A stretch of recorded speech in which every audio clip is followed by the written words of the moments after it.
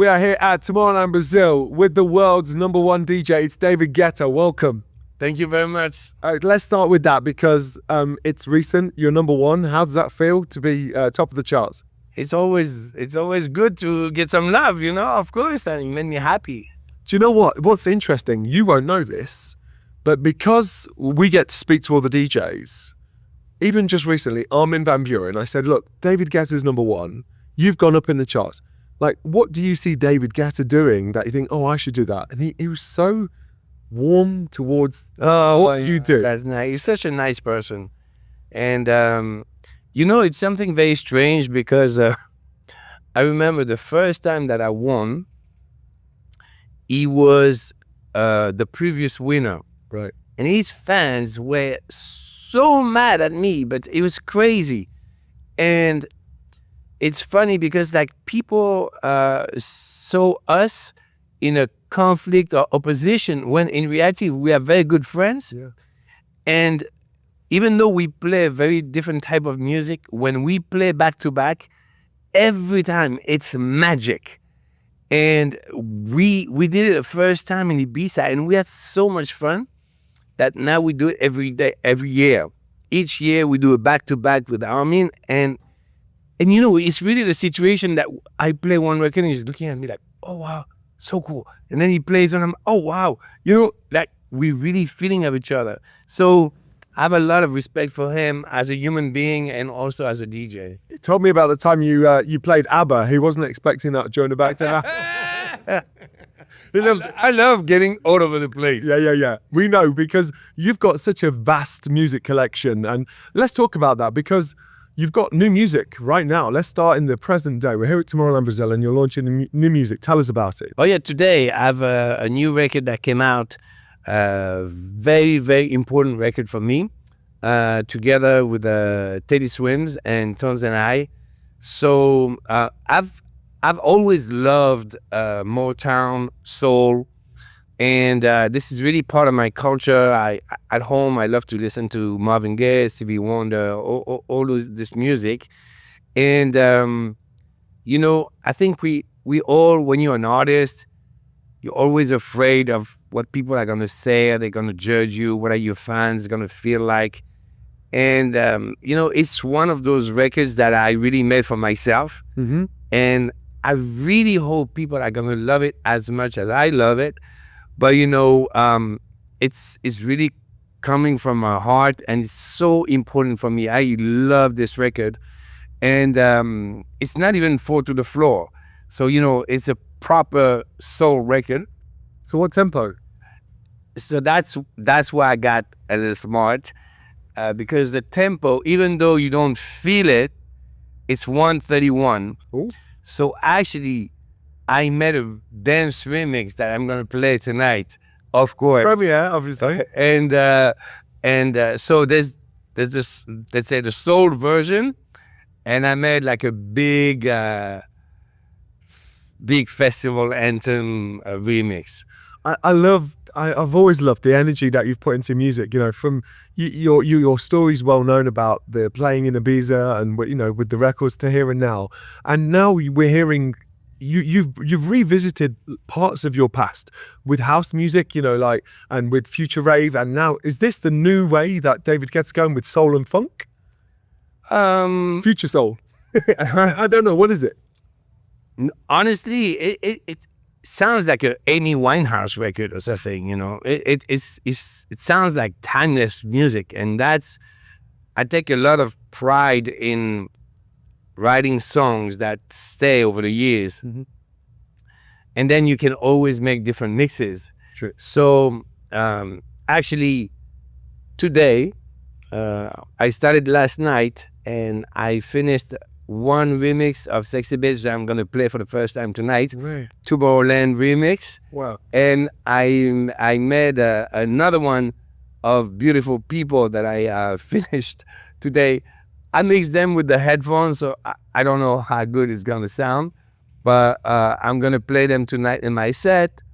And I love to also take some of my classics and update them to, you know, Today. a new sound of today or even tomorrow.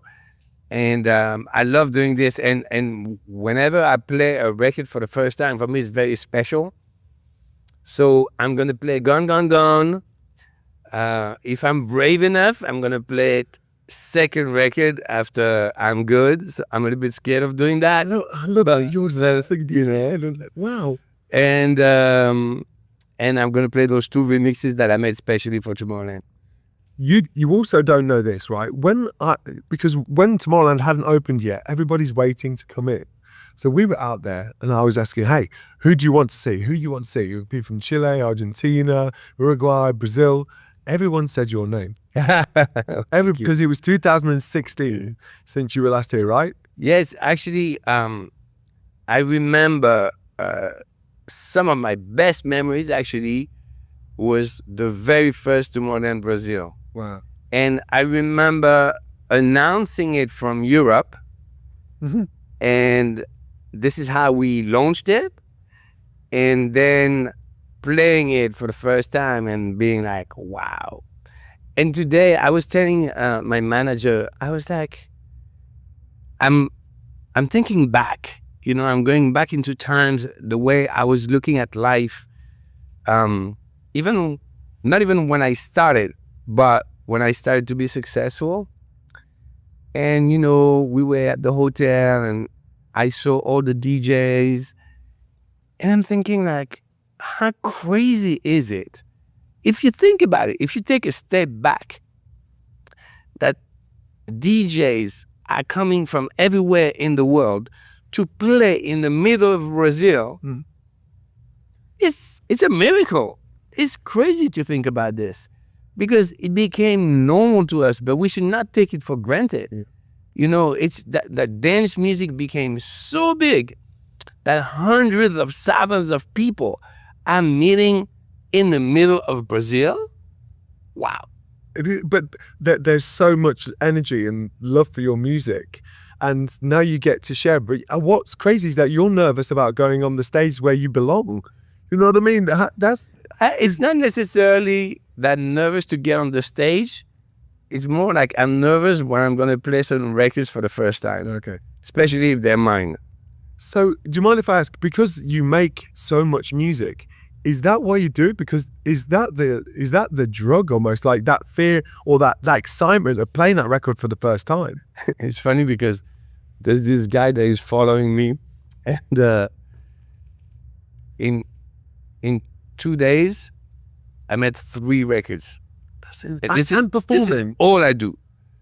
And I think this documentary is going to be very boring because I don't do anything else than staying in my room making music and performing, going to the gym. That's it. So are you filming your Fly on the Wall documentary? Is following the tour in Latin America, but I don't do much, but I do 10 hours a day of making music. But I love it when you break your music down and you explain, like, you know, the kick and the bass and how it works. And because there's millions of people that want to be you.